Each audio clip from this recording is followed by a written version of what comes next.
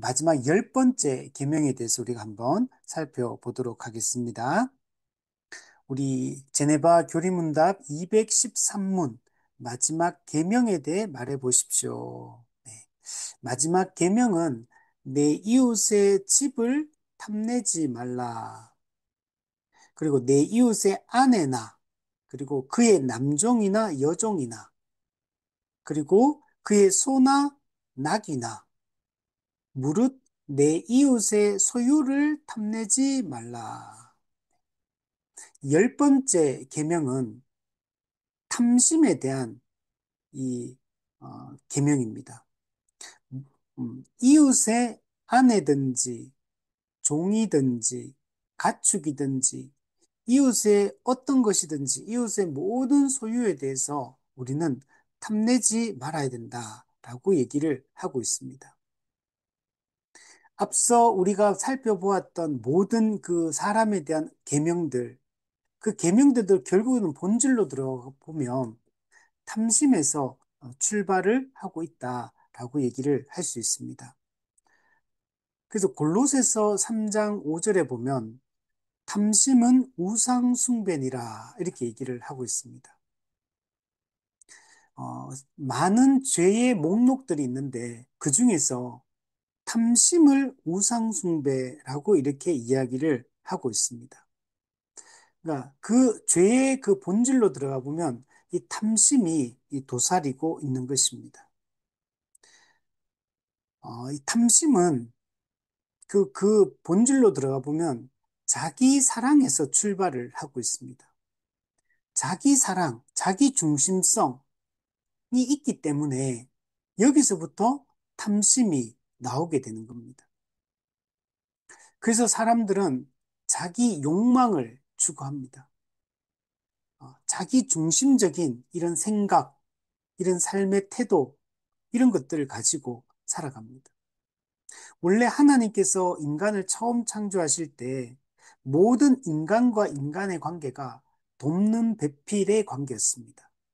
서로 사랑하고 한 몸으로서 서로를 돕고 하며 살아가는 이런 관계. 근데 타락함으로 말미암아 이 관계가 다 깨어지고 사람은 철저하게 자기중심적인 자기를 위해 살아가는 자기 욕망을 채우기 위해서 살아가는 자로 인간은 다 변질이 된 겁니다. 근데 예수 그리스도께서 오셔서 타락한 죄인을 구원하십니다. 이 구원받은 하나님의 백성의 가장 이제 중요한 것이 뭐냐면 이웃 사랑을 실천하며 살아가는 것입니다.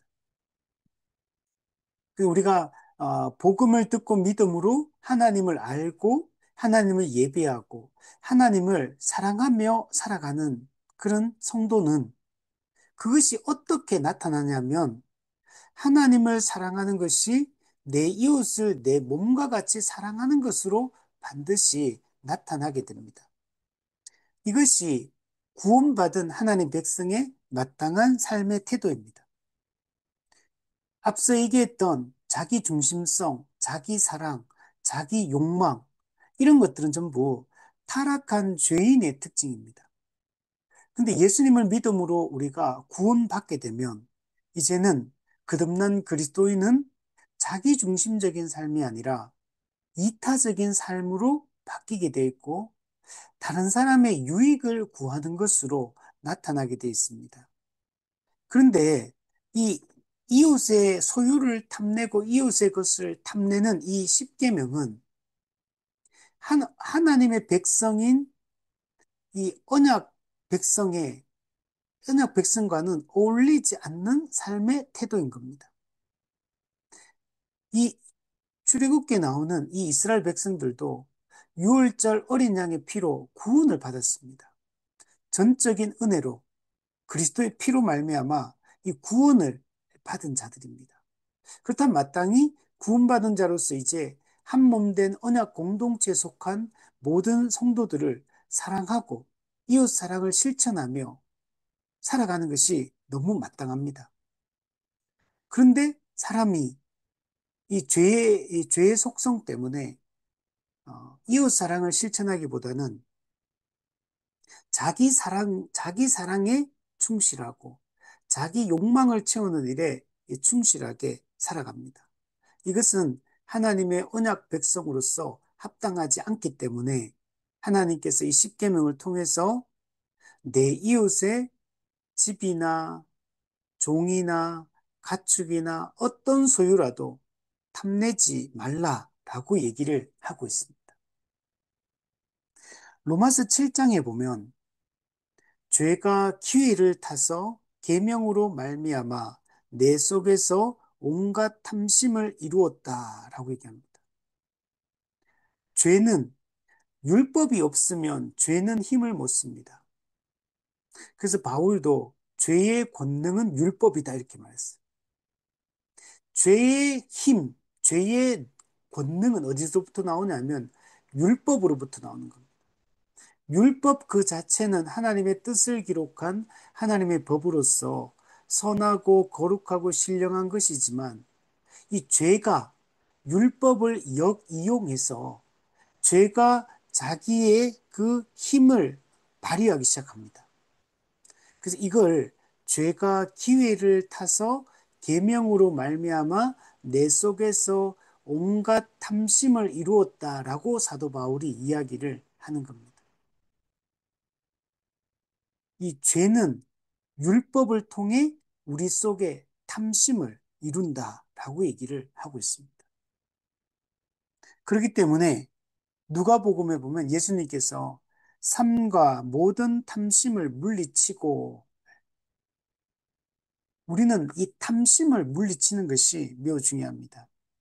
사람의 생명이 그 소유에 넉넉한 데 있지 아니하니라. 소유의 넉넉함에서 생명을 누리게 되는 것이 아니라 우리가 하나님과 올바른 관계 속에 있고 우리가 하나님의 말씀에 순종하여 살아갈 때 성도는 생명을 누리게 되는 것입니다. 이것이 구원받은 언약 백성으로서 마땅한 삶의 자세다라고 얘기를 하고 있습니다. 그래서 이 탐심을 물리치지 못하면 우리가 다른 모든 죄악들이 나오게 되는 겁니다. 그래서 우리가 이 마음의 탐심을 우리가 물리치는 것이 매우 중요합니다. 이 탐심이 우상숭배다라고 말할 정도로 이 탐심에서 결국에는 자기 숭배, 우상 숭배가 나오게 되는 것입니다.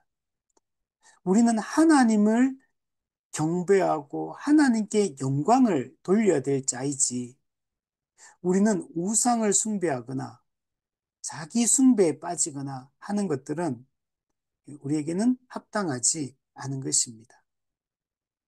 그래서 은혜로 구원받은 하나님의 백성은 이웃의 것을 탐내지 말고 도리어 적극적으로 이웃의 필요를 채우는 삶을 우리가 살아가는 것이 마땅하고 적극적으로 이웃 사랑을 실천해서 우리의 한 몸 된 이웃이 하나님 나라의 풍성함을 누릴 수 있도록 도우며 살아가는 것이 우리에게는 매우 중요한 것입니다.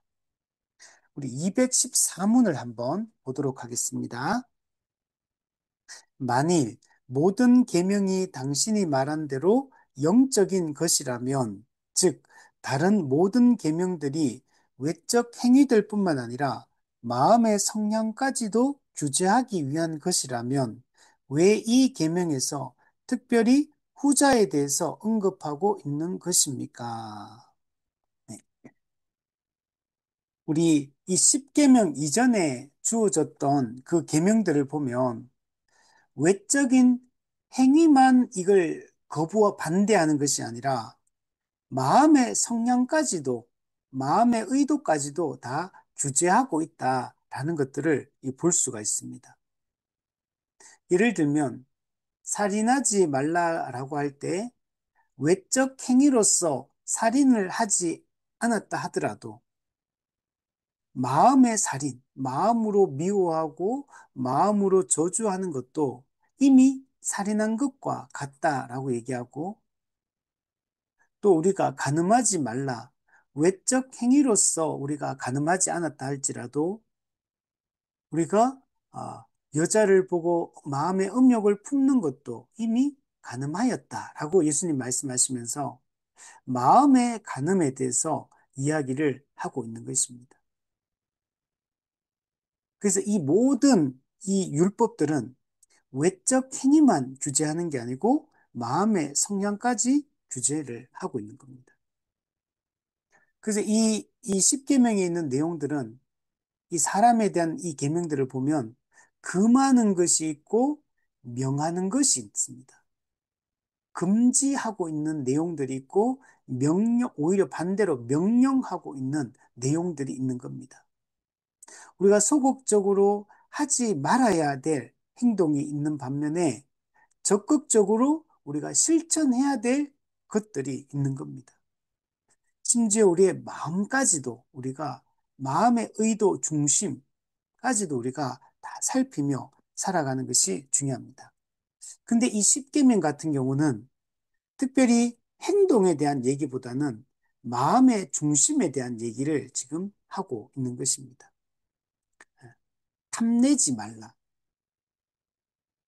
탐심. 이거는 마음에 해당되는 것들이죠. 자, 밑에 내용을 보시면 주님께서는 다른 계명들을 통해서 우리의 외적 행동과 충동, 그리고 의지까지도 다스린다고 말씀해 주셨습니다. 그리고 여기서는 더 나아가 제10계명에서는 하나님께서는 우리의 생각 속에 어떤 욕망이나 탐욕들을 품고 있기는 하나 아직 확정된 의도에까지는 이르지 못한 우리 마음의 생각에 대해서도 다스리고 계심을 강조해서 말씀해 주고 있습니다. 우리 앞에 다른 계명들은 전부 다 뭐뭐 하지 말라 이렇게 하면서 외적 행동에 초점이 많이 맞춰져 있습니다. 물론 거기도 마음의 그런 것들을 다 포괄을 하고 있지만 그러나 외적 행동과 관련된 측면을 좀 더 이게 금지를 하고 있다라고 얘기를 할 수 있습니다. 근데 이 뒷부분, 이 십계명 같은 경우는 마음의 성향에 대해서 좀 더 강조를 하고 있다라고 얘기를 할 수 있습니다. 그래서 우리 마음속에 어떤 욕망을 품을 수 있고 탐욕을 우리가 품을 수가 있는데 근데 이 마음의 욕망과 탐욕이 어떤 확정된 의도, 어떤 특별히 뭔가를 하겠다는 거기까지 가지 않는다 할지라도 마음에 이런 생각들을 우리가 이거 품는 것만 해도 이것이 옳지 않다. 이것도 잘못되었다라고 얘기를 하고 있는 겁니다. 뭔가를 구체적으로 의도하고 계획하고 이런 단계까지 나아가지 않는다 하더라도 우리가 욕망하고 어떤 탐심을 갖고 하는 이런 것들도 하나님께서는 기뻐하지 않으신다는. 그래서 이런 것까지 우리도 잘 다스릴 필요가 여러분 있는 것입니다. 그러니까 외적인 행동으로 우리가 뭔가를 행동하는 것은 그거는 아예 우리가 뭔가 그 잘못된 일을 행한 거니까 그거는 당연히 잘못된 거고. 근데 어떤 마음의 구체적 계획 이것도 잘못된 거고. 근데 마음에 어떤 그런 탐심을 품는 이것조차도 악하다라고 주님은 그 부분까지도 우리를 잘 다스리기를 원하고 계시고 그런 마음들을 그런 생각들을 하지 않기를 하나님은 원하고 계신 것입니다. 우리 215문을 보면 당신은 성도에게 다가오는 아주 작은 욕망까지도 죄라고 생각하십니까? 비록 그가 이것에 대해 저항하고 결코 여기에 동의하지 않았는데도 말입니다. 네. 그래서 마음의 어떤 탐심을 사람이 품었습니다. 근데 이게 욕망과 이 탐심이 엄청 대단하고 큰 그런 욕망이나 탐심도 아니에요. 아주 작은 욕망이나 탐심이에요. 근데 만약에 그런 마음이 우리 속에 들 때 우리가 여기에 대해서 저항하고 우리가 동의하지 않아도 그럼에도 불구하고 이런 마음에 이런 생각들을 품는 것만으로도 이게 죄가 된다는 거. 그러니까 밑에 보시면 비록 그런 유혹에 동의하지 않아도 모든 악한 생각은 우리의 육의 연약함에서 오는 것이 분명합니다. 그러니까 그런 욕망, 그런 탐심, 내가 그걸 적극적으로 동의한 게 아니에요. 나는 그걸 동의하지 않아요.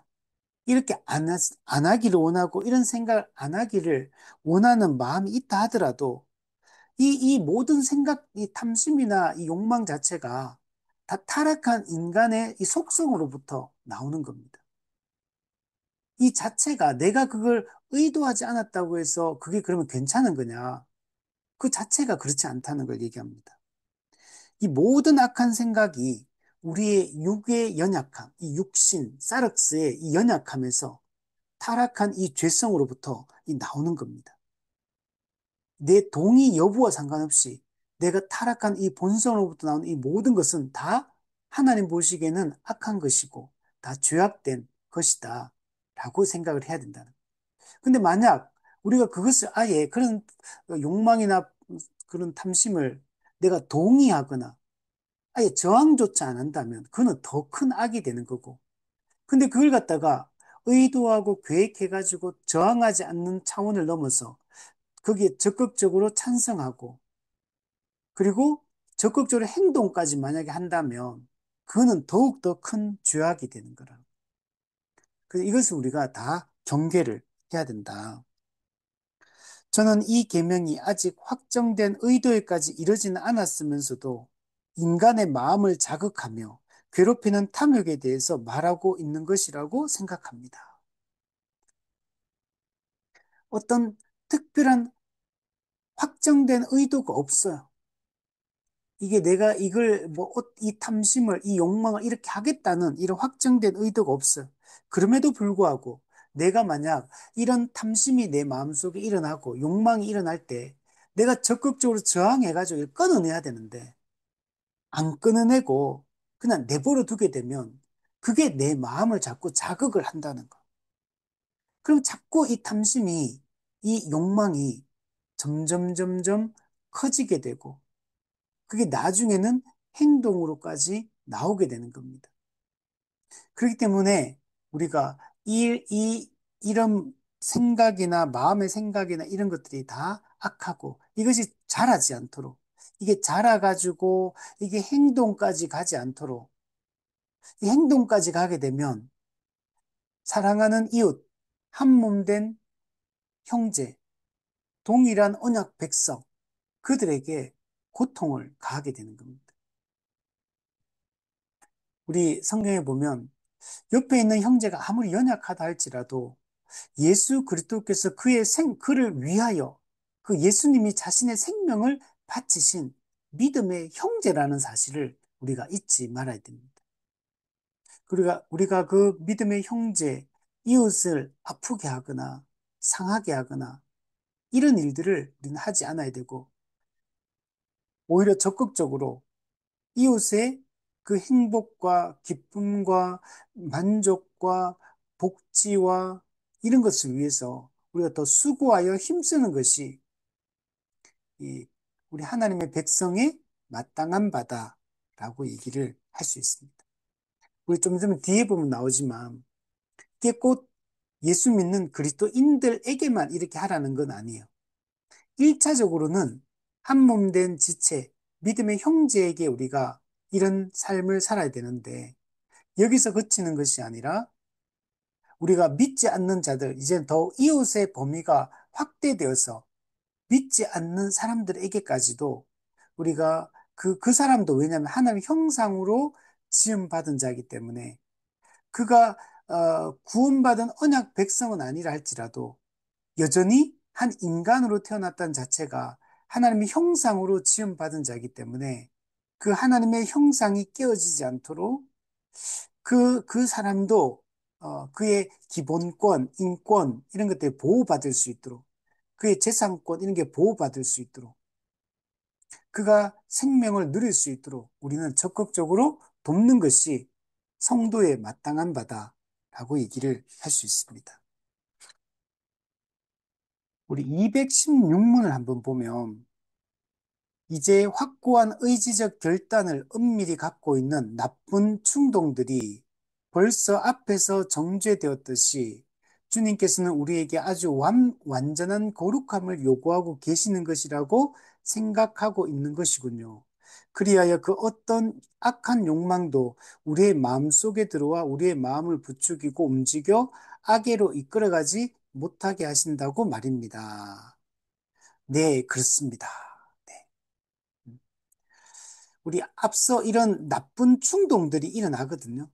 우리가 이런 이 욕망들이 일어날 때 우리가 이런 것들을 이런 것들까지도 악하다라고 앞에서 얘기를 했죠. 이것도 정죄를 지금 받고 있는 겁니다. 그래서 우리가 행동화되지 않더라도 의도나 마음의 이런 마음의 생각까지도 우리가 이런 것들이 다 정죄된다는 사실을 알고 이걸 우리가 잘 끊어내는 것이 중요합니다. 하나님은 이런 걸 통해 우리에게 뭘 말씀하시냐면 완전한 거룩함을 요구하고 계시는 겁니다. 하나님께서는 내가 거룩하니 너희도 거룩할지어다.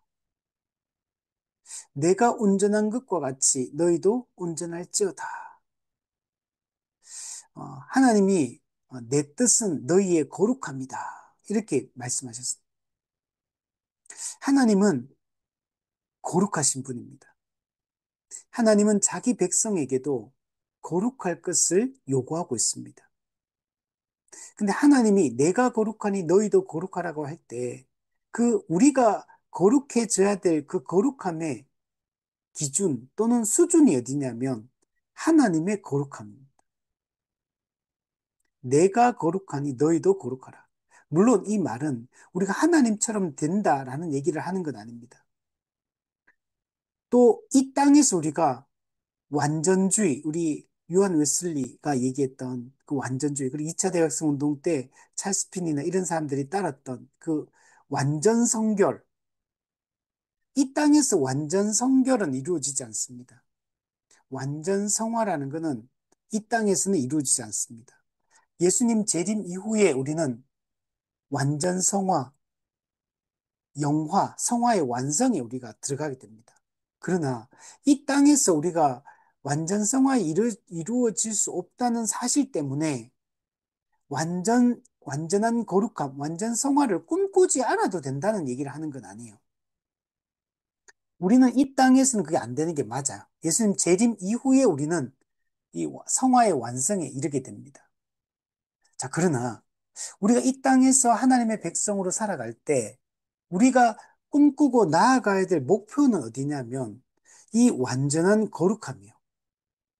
우리는 이 완전주의, 이 땅에서 완전하게 될 수 있다. 이거는 거부하지만 완전한 거룩함, 예수 그리스도를 닮는 것, 그리스도의 형상을 회복하는 것, 이게 우리의 목표가 되어야 된다는 것. 우리가 적당히, 사람은 이게 안 되니까, 사람이니까, 연약하니까, 요 정도만 해도 되지 뭐, 이렇게 생각하면 안 된다는 거. 하나님이 우리한테 요구하시는 것은 완전한 거룩함을 요구하고 있기 때문에 우리가 그것을 향해 나아가야 됩니다. 물론 우리가 그게 다 이루어지지 않을 뿐만 아니라 그게 이루어지지 않았다고 해서 우리를 구원해 주지 않는다는 말을 하는 게 아니에요. 우리는 은혜로 구원받는 겁니다. 우리는 그리스도의 공로로 구원받는 거. 우리가 그리스도의 공로로 구원받았기 때문에 그 구원받은 새 사람답게, 새 언약 백성답게 살 것을 명령하고 있는 겁니다. 그래서 우리는 이 완전한 거룩함을 우리가 추구하며 나아가야 됩니다. 그리고 우리 마음속에 어떤 욕망이나 이 탐심이 들어오지 않도록 이게 들어오면 왜냐하면 우리의 마음을 자꾸 자극하고 우리의 마음을 부추기고 자꾸 우리를 악으로 우리를 죄 짓는 곳으로 자꾸 이끌어 가려고 하기 때문에 우리가 이것을 허용하는 순간 우리는 그렇게 흘러가게 됩니다. 그래서 우리는 이 마음의 생각을 잘 지키는 게 매우 중요합니다. 우리의 생각이, 우리가 행동만 안 하면 괜찮다고 생각하는 이 생각을 버려야 된다는 거예요. 마음의 살인, 마음의 간음이 있다는 걸 생각해야 돼요. 행동화되지 않았다고 해서 그게 죄가 안 되는 게 아니라는 걸. 그래서 우리의 마음에 어떤 이런 죄악된 욕망들이 일어날 때 이것을 우리가 제어하고 이것을 끊어내고 이 죄와 이 마음, 이 죄악된 마음과 싸우는 게 중요합니다. 피 흘리기까지 이런 마음의 이 탐욕, 탐심, 이것과 싸우는 것이 중요하다. 우리 힘만으로는 우리가 이 모든 탐심을 물리칠 수 없지만, 우리를 도우시고 변호하시는 그 보혜사 성령님을 의지하고, 또 우리 철로역정에 보면 그리스도의 보존하시는 은혜가 있다. 마귀는 우리의 은혜의 불을 꺼서 자꾸 죄를 짓도록 마귀는 우리를 끌고 가려고 하지만, 성령께서 뒤에서 기름을 계속 부어서 불이 꺼지지 않도록, 은혜의 불이 꺼지지 않도록 우리를 돕고 계십니다. 이걸 청교도들은 그리스도의 보존하시는 은혜라고 얘기했어요. 이 그리스도의 보존하시는 은혜로 우리는 성령의 도우심을 통해서 우리는 이 욕망과 이 탐심을 싸워 이길 수 있는 그런 새로운 존재라는 사실을 우리가 기억을 해야 됩니다. 그리고 우리는 행동으로 어떤 이 악을 저지르는 것을 우리가 통제해야 될 뿐만 아니라 마음으로 우리가 이 악을 품고 악을 계획하고 하는 이 모든 것들에 대해서 우리는 저항해야 됩니다. 맞서 싸워야 되고 이걸 끊어내야 되고 우리의 생각에서조차도 이런 생각이 들지 않도록 혹 그런 생각이 든다 하더라도 이 생각을 빨리 떨쳐버릴 수 있도록 우리가 이 전투적인 이런 삶을 살아가는 것이 우리에게는 매우 중요합니다. 자, 이렇게 우리는 십계명에 대해서 우리가 살펴보았습니다. 자, 그리고 이 십계명 다음에 보시면 율법의 요약이 이제 217문부터 223문까지 율법의 요약이 나오고 또 224문부터 226문까지 율법의 이행, 그 다음에 227문부터는 율법의 직무에 대해서 얘기를 하고 있습니다. 자, 그래서 율법, 하나님의 법, 하나님의 뜻을 기록한 하나님의 법에 대한 이 법의 일반적인 내용에 대해서 한번 살펴보겠습니다. 그래서 오늘은 율법의 요약까지 한번 살펴보는데 율법에는 핵심적으로 어떤 내용이 담겨 있는가를 한번 살펴보고 또 이 율법의 다음 주에는 율법의 이행과 또 율법의 직무 또는 율법의 기능에 대해서 우리가 다음 주에 한번 살펴보도록 하겠습니다. 자, 그러면 217문부터 223문까지 율법의 요약에 대해서 율법에는 어떤 내용이 핵심적으로 담겨 있는가에 대해서 한번 살펴보도록 하겠습니다. 217문에 보면 이제 우리는 율법 전체를 요약해 볼 수 있습니다. 자, 우리 기본적으로 아까 얘기했듯이 율법은 하나님의 뜻을 기록한 하나님의 법이다. 그러므로 율법 그 자체는 선하고 거룩하고 의로운 것이다. 그래서 우리는 기본 율법에 대해서 부정적인 생각을 하면 안 됩니다. 율법은 하나님의 법입니다. 하나님이 제정하신 하나님의 법, 율법에는 하나님의 뜻이 담겨 있습니다. 그러면 율법에 대해서는 우리는 항상 이 긍정적인 생각을 가져야 됩니다. 근데 많은 그리스도인들이 율법에 대해서 부정적인 생각을 가지고 있는 경우들이 많아요. 율법은 없어져야 될 어떤 것, 율법은 우리를 무겁게 하고, 우리를 피곤하게 하고, 폐기 처분되어야 될 어떤 것이라고 생각하는 사람들이 있는데, 잘못된 겁니다. 사도 바울 시대에도 이런 질문이 있어요. 율법과 복음이 반대되는 것이냐? 율법과 복음이 반대되고, 그렇기 때문에 복음이 왔기 때문에 이제 율법은 폐기되어야 되는 것이냐?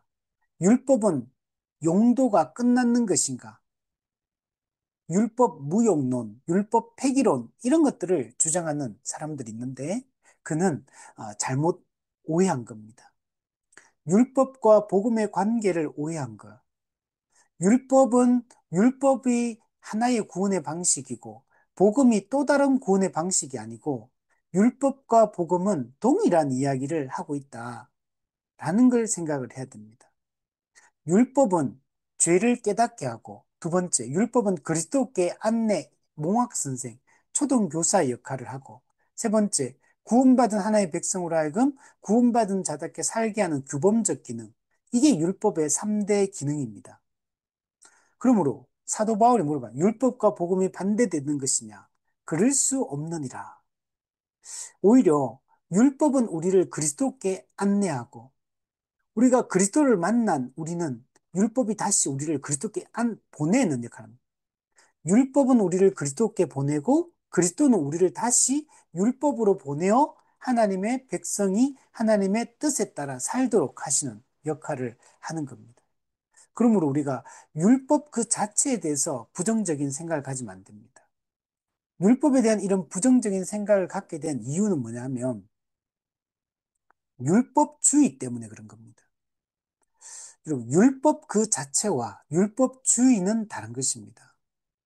율법 그 자체는 하나님의 뜻이고 하나님의 법이기 때문에 선한 것이지만 율법주의는 율법을 지켜서 구원을 받으려고 하는 것을 율법주의라고 합니다. 율법을 지켜서 구원을 받거나 또는 복을 받으려고 하는 것을 율법주의라고 합니다.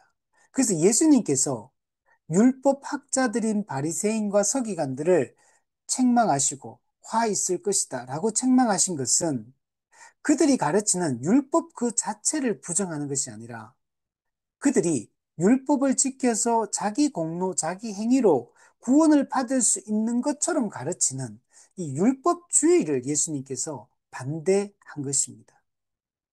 철로역정에도 보면 예수님을 만나기 전에 이 마귀가 이 크리스찬을 율법산으로 인도하는 걸 볼 수 있어요.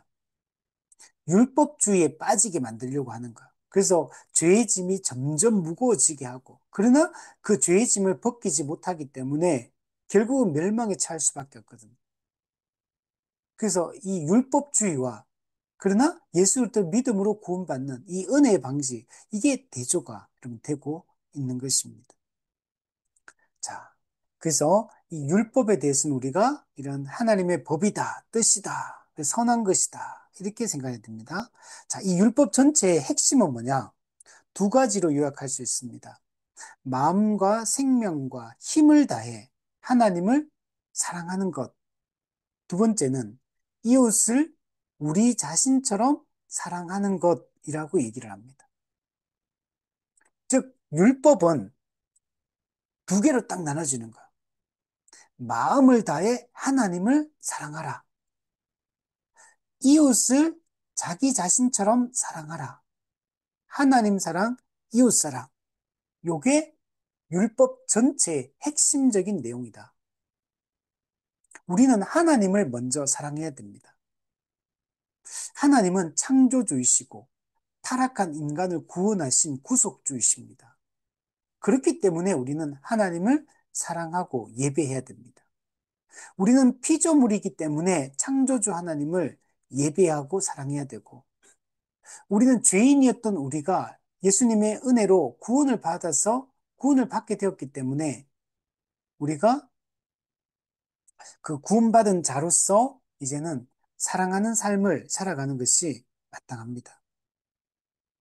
그래서 하나님 사랑, 이웃 사랑이 성경의 핵심적인, 율법의 핵심적인 가르침이다. 마태복음 22장에 보면 예수님께서도 말씀합니다. 마음을 다하고 목숨을 다하고 뜻을 다하여 주 너의 하나님을 사랑하라. 이것이 크고 첫째 되는 계명이요. 네. 우선은 하나님 사랑, 이웃 사랑 중에 하나님 사랑이 더 크고 첫째 되는 계명, 우선되는 계명이다라고 얘기합니다. 하나님 사랑이 이루어지지 않으면 이웃 사랑이 불가능한 겁니다. 그래서 이걸 크고 첫째 되는 계명이다라고 말하고 둘째도 그와 같으니 내 이웃을 내 자신같이 사랑하라 하셨다. 이웃 사랑은 자기 자신처럼 사랑하는 것이 핵심이에요. 그래서 이 이웃이 자기 자신처럼 사랑하려면 이웃이 자기 자신이 되면 사랑할 수 있거든요. 근데 예수님께서 바로 이웃을 자기 자신으로 만들어 주셨습니다. 그래서 우리가 예수님을 믿음으로 한 몸 된 그리스도와 연합해서 한 몸 된 우리 성도, 믿음의 형제, 이 사람은 남이 아니고 이제 자기 자신이 된 겁니다. 왜냐하면 그리스도와 수직적으로 연합함으로 성도들과도 수평적으로 연합이 됐어요. 연합되어서 하나가 됐습니다. 그래서 교회를 성령이 하나 되게 하셨다. 교회를 한 세 사람이라고 얘기합니다. 교회는 그리스도 안에서 하나, 한 몸, 한 가족이 된 겁니다. 그렇기 때문에 이제 믿음의 형제는 영적으로 보면 남이 아니고 자기 자신이 한 몸에 붙어 있는 서로 연결된 존재가 영적으로 된 겁니다. 그래서 여러분, 믿음의 형제는 자기 자신, 내 몸이 된 거. 그래서 내 이웃을 내 몸과 같이 사랑하라. 내 이웃을 자기 자신처럼 사랑하라. 이렇게 얘기하는. 실제로 믿음의 형제는 영적으로 보면 한 몸, 한 가족 하나인 겁니다. 뗄래야 뗄 수 없는 연결되고 연합되어 있는, 결합되어 있는 상태. 이게 우리 성도의 상태입니다. 그래서 이웃을 내 몸과 같이 사랑하는 게 어렵지가 않아요. 만약에 이웃이 내 몸에 붙어 있는 존재가 아니라면, 우리가 서로 연합된, 그리스도 안에서 연합된 관계가 아니라면, 자기 자신처럼 사랑할 수가 없어요. 내 몸처럼 사랑하는 게 불가능합니다. 지금 내 이웃을 내 몸처럼 사랑하라 할 때 하나님은 이걸 가능하게 만들어 두고 나서 그렇게 하라고 말하는 거예요. 교회는 한 몸, 한 가족이 되었기 때문에 이제 믿음의 형제는 교회 성도들은 남이 아닙니다. 한 몸으로 연결된 존재예요. 그래서 우리가 이웃을 자기 자신처럼, 성도를 자기 자신처럼 사랑하는 게 가능한 존재예요.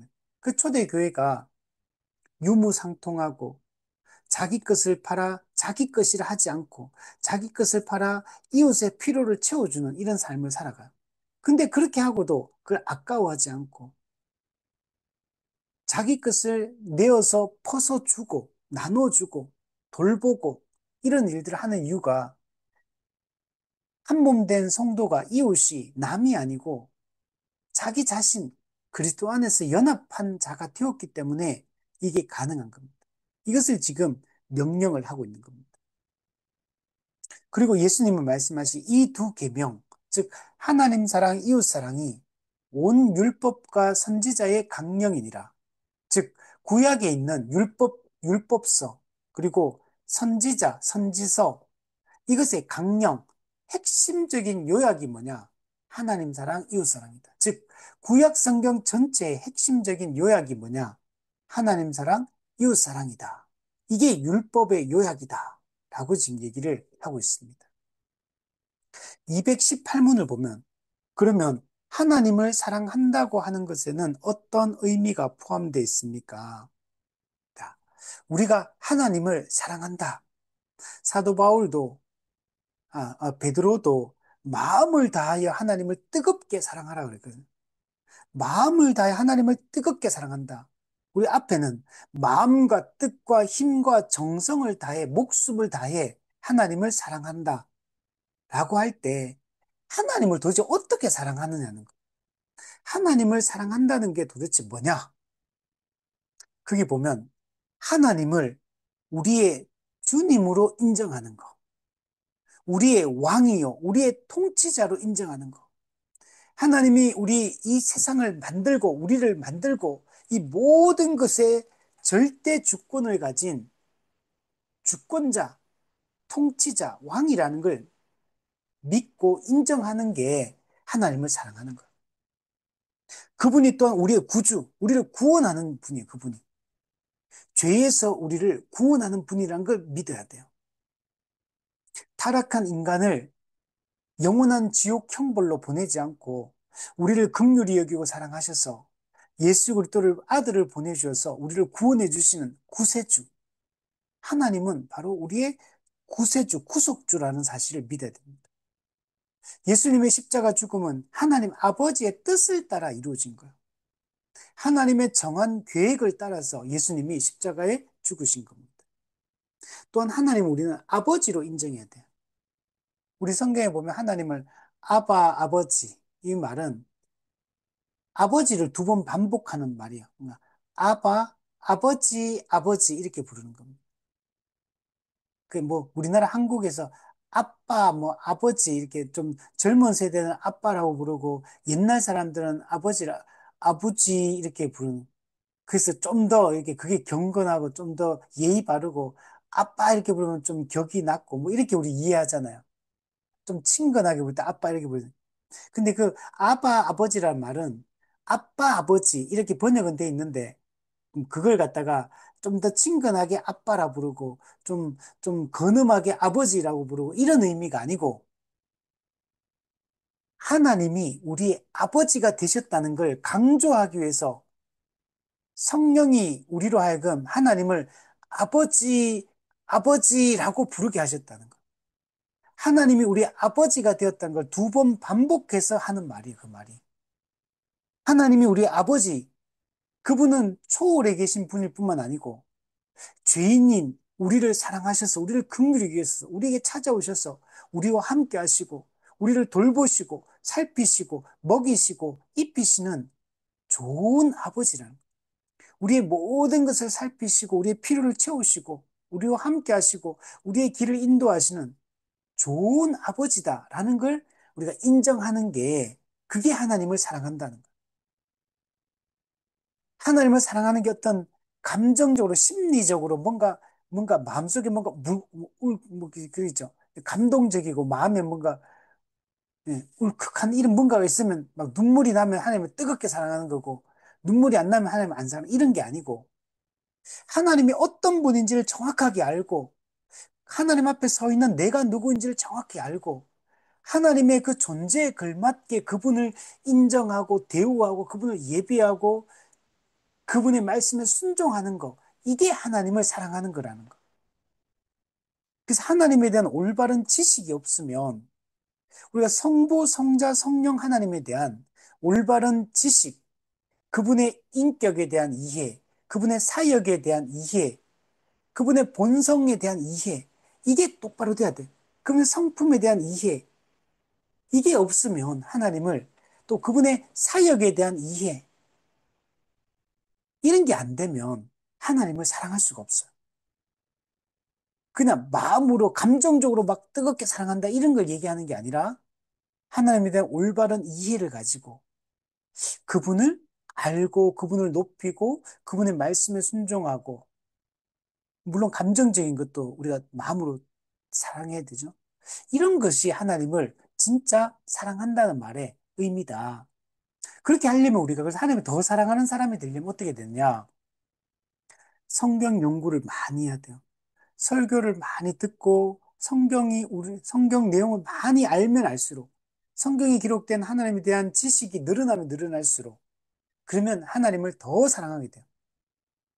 우리 성경에 보면 하나님을 알라, 하나님을 알게 해달라고 기도하고 하나님을 더욱더 알게 해달라고 기도하고 이거 왜 그러냐? 하나님을 아는 만큼 예배하기 때문에 하나님을 아는 만큼 사랑할 수 있기 때문에 그래서 성경은 하나님을 알아갈 것을 하나님을 아는 지식이 더하기를 물론 여기는 삼위 하나님에 대한 얘기합니다. 삼위 하나님에 대해서 우리가 더 깊은 이해를 갖게 되기를 우리가 기도를 해야 되는 겁니다. 자, 그리고 밑에 보면 그리고 여기에는 사랑과 더불어 하나님을 향한 거룩한 두려움, 경외, 신뢰, 그리고 복종이 포함되어 있습니다. 우리가 하나님을 사랑한다고 할 때, 우리가 하나님을, 그분의 그 존재를 이해하고 사랑하는 것뿐만 아니고, 그분을 두려워하죠. 경외하는 마음이 있어요. 경외. 그리고 그분은 피조물이 아니에요. 그분은 신입니다. 그분은 피조물과 뚜렷하게 구별되는 초월적 하나님. 그래서 우리가 하나님을 너무 친근하게만 생각하면 안 돼요. 우리가 하나님의 그 사랑을, 그 친근함, 아버지 되심을, 이런 걸 우리가 잘 알 뿐만 아니고, 두려워하는 마음, 두렵고 떨림으로 하나님께 나아가야 돼. 하나님이 초월적 신, 유일하신 참된 신이라는 사실을, 그분의 크고 높고 위대하심을 우리가 제대로 인식하고 우리가 그분께 나아가야 되고 그분께 복종하며 살아가는 것이 이것이 바로 하나님을 사랑한다라는 말의 의미라는 것. 우리 219문에 보면 온 마음과 온 생명과 온 힘을 다한다는 말은 무슨 뜻입니까? 네. 우리가 하나님을 사랑하되 수식어가 붙어 있는 거예요. 마음을 다해, 생명, 목숨을 다해, 정성을 다해, 힘을 다해 하나님을 사랑하라. 하나님을 예배하라. 하나님을 따르라. 라고 지금 얘기를 하고 있습니다. 우리가 강조가 되는 거죠. 우리가 주님을 향한, 하나님을 향한 열심, 열정이 막 커야 됩니다. 간절한 마음으로, 뜨거운 마음으로. 이렇게 우리가 하나님을 사랑해야 됩니다. 근데 하나님의 이 사랑에 배치되는 어떤 우리 인간의 타락한 욕망, 인간적인 뜻, 인간적인 계획, 인간적인 생각, 내 계획, 내 뜻, 내 욕망, 내 소망, 내 꿈, 이런 것이 우리 안에 자리 잡지 못하게 해야 된다. 우리는 하나님의 뜻에 관심을 갖고 살아가야 되지, 내 뜻에 관심을 가지면 안 된다. 하나님의 마음을 품고 살아가야 되지, 내 마음을 따라 살아가면 안 돼요. 하나님의 계획을 추구해야 되지, 내 계획을 따르면 안 돼요. 하나님의 생각이 무엇인지에 관심을 가져야지 내 생각이 뭔가에 관심을 가지면 안 된다. 예수님께서도 말씀하셨죠. 내 뜻대로 마시고 아버지의 뜻대로 되기를 원합니다. 여러분, 우리는 성경에 보면 우리는 하나님의 특별한 소유로 부름을 받았다 그래요. 그의 소유된 백성. 우리는 예수 그리스도의 것으로 부르심을 받았느니라. 그는 흥하고 우리는 쇠하여야 하리라. 무익한 종, 모든 일을 다 행한 후에 우리는 무익한 종입니다. 라고 고백해야 된다는 거예요. 여러분, 우리는 우리 개인이 드러나면 안 돼요. 우리는 우리의 소유권이 나한테 있는 게 아니에요. 내 소유권은 하나님께 있습니다. 그의 소유된 백성이지 내 소유권이 내가 가지고 있는 게 아니에요. 하나님이 소유권을 가지고 있고 하나님이 우리의 생사 화복을 주관하시고 하나님이 우리의 생사 여탈권을 가지고 계시고 하나님이 주인이시고 우리는 그분의 종이고 그분의 노예고 우리 자신을 내세워서는 안 된다는 거예요. 내 뜻대로 마시고 아버지 뜻대로 되기를 원합니다. 내가 잘 먹고 잘 살고 내가 평안하고 내가 안전하고 하는 게 중요한 게 아니라 우리는 하나님의 뜻을 위해 하나님의 영광을 위하여 우리 자신을 허비하고 우리 자신을 희생하며 살아가는 우리 자신을 내어드리는 삶을 살아가는 것이 이것이 가장 인간다운 삶이에요. 그게 가장 피조물다운 삶이고 그게 바로 구원받은 자다운 삶이라는 겁니다. 우리에겐 이게 중요합니다. 하나님의 그 뜻과 그분의 생각과 그분의 꿈과 여기에 초점을 맞춰 우리 살아가야 되지. 내 생각과 내 계획과 내 꿈과 내 비전과 이런 것들이 내 속에 자리 잡지 못하도록 이런 것들이 우리 속에 들어오지 못하도록 우리는 해야 된다는 거예요. 이게 하나님을 올바르게 사랑하는 것이다. 우리는 자유인입니다. 그런데 우리는 주께 속한 종입니다. 우리가 종이라는 사실을 우리가 잊지 말아야 돼. 오직 삼위 하나님만이 우리의 영원한 주인이심을 우리가 잊지 말아야 되고, 우리 인간은 유한한 존재이기 때문에 우리의 생각과 계획과 뜻은 다 불완전합니다. 오직 하나님만이 완전한 계획, 완전 선한 계획을 가진 유일한 분이에요. 그 우리는 내 꿈, 내 비전 이런 걸 자꾸 만들어 가려고 하지 말고 하나님의 꿈이 무엇인가? 하나님의 뜻이 무엇인가? 하나님의 소원이 무엇인가? 하나님의 생각이 무엇인가? 여기를 자꾸 생각해야 돼요. 이걸 생각하고 거기에 나를 맞춰야 되지. 내가 하나님의 뜻에 나를 맞춰 가야 돼요. 하나님을 내 뜻을 성취하기 위해서 내 자아 성취를 위해서 하나님을 자꾸 도구로 이용하려고 하면 안 되고 하나님의 뜻에 나를 맞춰야 돼요. 그 하나님의 뜻이 내 뜻과 다를 수 있어요. 내 뜻과 반대될 수 있습니다. 하나님의 뜻이라고 확신된다면 나를 거기에 맞춰야 돼요. 내 뜻을 버리고 포기하고 나는 종은 노예는 자기 자아가 없는 겁니다. 오직 주인의 뜻만이 중요한 거예요. 주인의 영광이 중요하지. 거기에 나를 맞춰가는 것이 이게 하나님을 사랑하는 것이다. 철저히 하나님 앞에 항복하고 내 뜻을 내려놓는 삶. 이것이 하나님을 사랑하는 삶이다. 자, 그럼 두 번째 보면 220문 보면 둘째 조항은 무엇입니까? 이웃을 자기 자신처럼 사랑하라.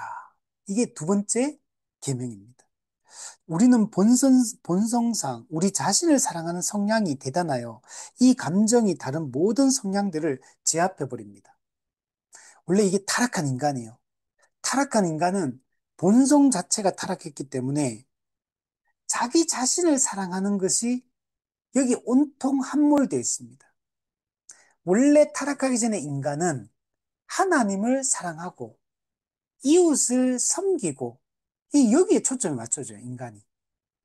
타락 전의 인간은 하나님 중심, 이웃 중심, 타인 중심 이게 기본 삶의 모습이에요.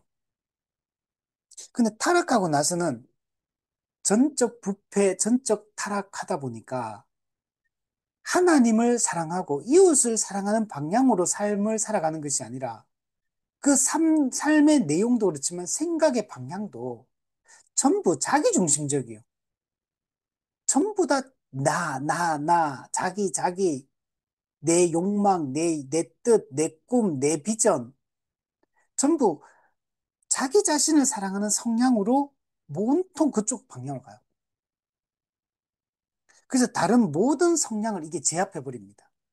하나님을 향한 거, 이웃을 향하는 거, 이걸 묵사발 내버려요. 오직 자기 자신, 오직 이렇게 딱 되어버리거든요. 이거는 타락한 죄인의 이 모습이에요. 그런데 이제 우리가 구원받은 사람이 되면 어떻게 되냐면 이웃에 대한 사랑이 우리를 이끌어서 우리의 생각과 행동의 기준이 되도록 해야 한다. 이제 우리는 자기 사랑이 아니라 이웃 사랑으로 우리가 끌려가야 돼. 왜? 우리가 거듭났기 때문에. 새 마음을 가졌기 때문에. 새 마음을 가진 새로운 존재가 우리가 되었기 때문에 새로운 존재는 그 존재의 성향이 바뀐 겁니다. 자기 중심에서 이제는 이웃 중심으로 우리가 바뀌게 되었습니다. 이게 본성이에요. 이제는 이 본성을 따라 우리가 살아가야 됩니다. 자기 중심적인 삶이 아니라 이웃을 사랑하는 삶, 이웃 중심의 삶으로 이타적인 삶으로 바뀌는 거. 거듭난 사람은 자연스럽게 이 방향으로 가거든요. 그래서 우리의 생각, 행동의 기준이 내 중심이 아니라 하나님 중심, 이웃 중심이 될 수 있도록 우리가 하는 것이 중요합니다. 그러면 이웃을 사랑하고 섬기고 내 걸 내어주고 하는 것들이 이게 어렵지 않게 되는 거예요. 쉽게. 초대교회 성도들이 막 주기 싫은데 막 억지로 막 옆에 사람한테 나누고 유무상통하고 자기 것을 팔아 나누고 이렇게 한 게 아니에요. 은혜 받고 존재가 변하니까 그 마음의 성향이 바뀐 겁니다. 자기를 늘 자기만 생각하고 우리 가족만 생각하고 내 개교의 개인주의로 살아 이런 사람이 은혜 받으면 자꾸 다른 사람이 눈에 들어와요. 그래서 자꾸 방향 자체가 하나님을 향하게 되고 이웃을 향하게 돼 있습니다.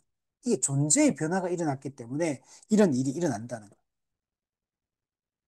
그래서 내 이웃을 내 몸과 같이 사랑해요. 그래서 이웃은 일차적으로 교회 성도들을 얘기합니다.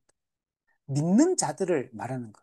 그리스도와 연합하여 수직적으로 연합함으로 수평적으로도 성도들과 연합한 그래서 하나 된 교회 성도들. 여기가 일차적인 이웃 사랑의 대상입니다.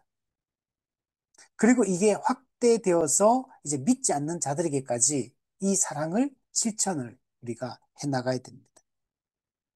221문에 보면 우리의 이웃은 누구입니까?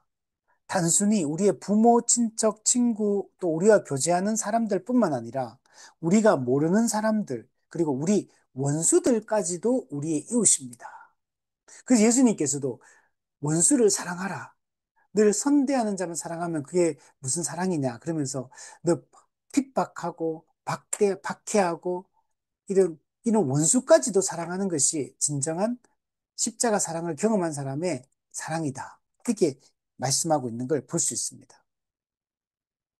그래서 우리는 이제 앞서 얘기했던 것처럼 이웃의 1차 가장 중요한 거는 이제 성도입니다. 성도 사랑에서 시작을 해야 됩니다.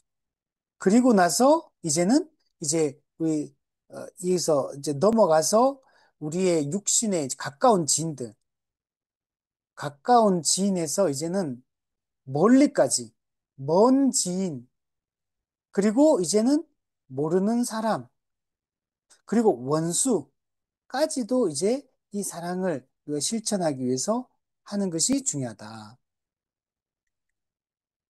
221문 보면 이들은 우리와 어떤 관련이 있습니까? 이런 이웃의 관계는 하나님께서 지상의 모든 사람들 가운데 세워주신 인간의 질서로서 신성불가침한 것이며 우리의 죄악으로도 폐기될 수 없는 것입니다. 자, 우리 하나님께서 우리를 이게 이웃으로 다 만들어준 거예요. 그럼 이웃은 누구냐? 모든 인간과 인간의 관계가 다 이웃 관계입니다. 원래 하나님이 에덴 동산에서 타락하기 전에 아담과 하와, 그게 인류 전체죠. 전체 인류를 만들고, 그리고 그들을 돕는 배필로 만들었어요. 그 돕는 배필은 단지 부부로서 아담과 하와 두 사람 남녀 간의 관계가 하나다라는 걸 얘기하려고 하는 게 아니고, 물론 그것도 포함해서, 근데 그것보다 더 중요한 거는 하나님이 지은 모든 인간과 인간의 관계가 돕는 배필, 에제르, 알맞은 짝의 관계다라고 얘기하는 거예요. 왜 알맞은 짝, 돕는 배필이라고 얘기하냐면 하나님이 인간을 만들고 모든 생물을 다스리라고 사명을 주셨어요. 다스림의 사명, 이 창조 명령, 문화 명령을 주셨어요. 사람은 이것을 잘 수행해서 사람뿐만 아니라 모든 피조세계가 하나님을 예배하고 하나님께 영광 돌리며 모든 피조세계가 하나님의 뜻 창조하신 목적을 따라 온전한 관계를 형성하고 각자의 역할을 감당하며 하나님 나라를 풍성하게 채우는 세상을 만드셨어요. 그게 원래 하나님이 만든 하나님 나라입니다. 인간의 타락으로 말미암아 모든 게 변질되었지만 이제 다시 예수님을 통해서 회복이 된 겁니다. 그러므로 그래서 1차적으로는 우리가 믿는 성도들끼리 우리 이웃이기 때문에 이 질서를 잘 지켜나가고 하는 게 중요하고 두 번째는 이제 믿지 않는 자들까지도 원수까지도 우리가 하나의 형상으로 지음받은 한 같은 우리 피조물이다. 우리가 다 하나의 형상으로 지음받은 자다. 이걸 알고 이제 우리가 이 인간, 이 세상 속에 하늘 주신 질서를 따라서 우리가 이웃을 잘 섬기고 돕고 이게 그 이웃의 행복과 복지를 위해서 우리가 노력하는 것들이 매우 중요합니다. 그래서 이걸 인간의 이 세운 질서를 신성불가침의 것이다. 왜? 하나님이 세운 거기 때문에. 그래서 이걸 함부로 우리가 깨서는 안 된다. 자, 이게 나중에 예수님이 재림하시면 이제 세상 전체가 모든 인간과 인간의 관계가 모든 피조 세계의 관계가 이제 이제 완전한 이웃 사랑이 실천되어지는 완전한 완성된 하나님 나라가 여러분 될 것입니다. 자, 그래서 천국에 가면 시집가고 장가가는 건 없어지는 거예요. 이제 모든 인간의 관계가 한 몸, 돕는 배필의 관계로서 영원히 천국에서 하나님과 함께 우리가 살게 되는 것입니다. 우리 223문 마지막으로 보면 그러면 만일 누군가 우리를 미워하더라도 그것은 그 사람 자신만의 일이어서 위와 같은 하나님의 질서에 의하면 그는 우리의 이웃됨을 잃어버린 것이 아니므로 우리는 그를 계속 이웃으로 간주해야 한다는 말입니까? 네, 그렇습니다. 네. 누군가 우리를 미워해요. 그렇다고 해서 이 사람의 이웃됨이 상실되는 것은 아니라는 겁니다. 여전히 우리 앞서 얘기했던 것처럼 예수님께서도 원수까지 사랑하라. 너희가 너희를 선대하는 자만 사랑하면 그 다른 사람들도 다 그렇게 하지 않느냐. 너희를 박해하는 자, 너희를 핍박하는 자, 너희 원수까지도 사랑하고 왼편은 오른편 뺨을 때면 왼편도 돌려대고 오리를 가지면 십리를 가고 원수까지도 사랑하라. 이렇게 말하잖아요. 그러므로 만일 누군가 우리 미워하더라도 우리가 이 하나님의 질서에 따라서 우리가 이 이웃을 이웃으로 계속 대하는 게 중요합니다. 사랑하고 섬기고 해야 됩니다. 그러니까 성경에서는 보복하지 말라. 하나님께 원수 갚는 것은 내게 있으니 내게 맡기라. 그리고 너희는 원수까지 사랑하라. 원수를 사랑하라. 예를 들면 우리가 원수인데 회개를 안 하고 미안하다고 사과도 안 하고 근데 만약에 원수가 가다가 넘어져가 다쳤어요. 그럼 아무도 도와줄 사람이 없어. 그럼 어떻게 됩니까? 그 원수지만 다쳤잖아요. 그러면 그 원수를 도우라는 거예요. 이게 예수 그리스도의 가르침이라는 거예요. 그러나 그 원수가 나한테 잘못한 건 분명히 있어요. 그거는 하나님의 공의로움을 믿고 하나님께 맡기라는 거예요. 하나님께서 그 잘못된 거에 대해서 책망하시고 하나님께서 공의롭게 판단하실 것이다. 이렇게 말씀하고. 자, 우리 여기까지 하고 정리해보면 율법 전체는 하나님 사랑, 이웃 사랑으로 요약된다. 우리가 하나님을 사랑하는 것은 하나님을 그분이 우리의 왕이요, 우리의 구속주요, 우리의 아버지로 인정하고 우리가 그분을 사랑할 뿐만 아니라 그분을 경외하는 마음으로 두려움과 떨림으로 그분 앞에 나아가서 그분을 예배하고 높이고 그분의 말씀에 복종하고 순종하며 살아가는 것이 이것이 하나님을 우리가 사랑한다라는 말의 의미라는 거예요. 하나님보다 더 우선시되거나 더 관심을 갖거나 더 정말 사랑하거나 이런 것들은 다 우상이 됩니다. 그래서 우리는 하나님보다 더 사랑하는 것, 더 관심을 갖는 것, 더 시간을 보내는 것, 이런 것이 없어야 됩니다. 우리는 우리의 모든 생각, 마음의 계획, 이 모든 것들을 통해서 우리가 하나님의 영광을 위해서 살아갈 수 있는 그런 우리가 되어야 되고, 우리 이웃을 사랑할 때는 내 이웃을 내 몸과 같이 사랑하라. 그래서 우리가 정말 자기 자신을 위해서는 아까운 게 없잖아요. 돈도 자기 자신을 위해 쓸 때는 아깝지가 않고, 시간을 자기 자신을 위해 쓸 때는 아깝지 않고, 나를 위해서는 내 모든 걸 걸고 나를 위해서 일하잖아요.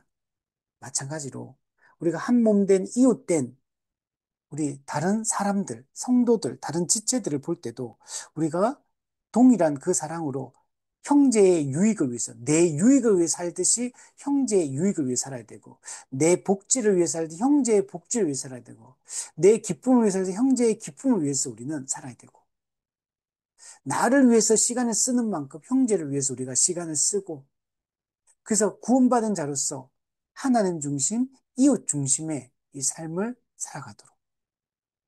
그래서 우리가 늘 은혜 가운데 있으면 이웃 사랑을 실천하는 것이 우리가 어렵지 않게 이게 자연스럽게 이루어지지만, 우리가 은혜에서 빗겨나 있고 하나님과의 관계가 소원해져 있다. 그러면은 이웃 사랑도 소원해질 수밖에 없는 것입니다. 그래서 이것이 이 두 가지가 율법의 요약임을 알고 우리가 하나님 사랑, 이웃 사랑을 실천하며 살아갈 수 있는 그런 우리가 되었으면 좋겠고, 이런 이 사랑을 알고 이 사랑을 실천하는 교회가 정말 좋은 교회, 성경적 교회인 겁니다. 우리 이런 성경적 교회를 꿈꾸며 우리 함께 살아갔으면 좋겠습니다.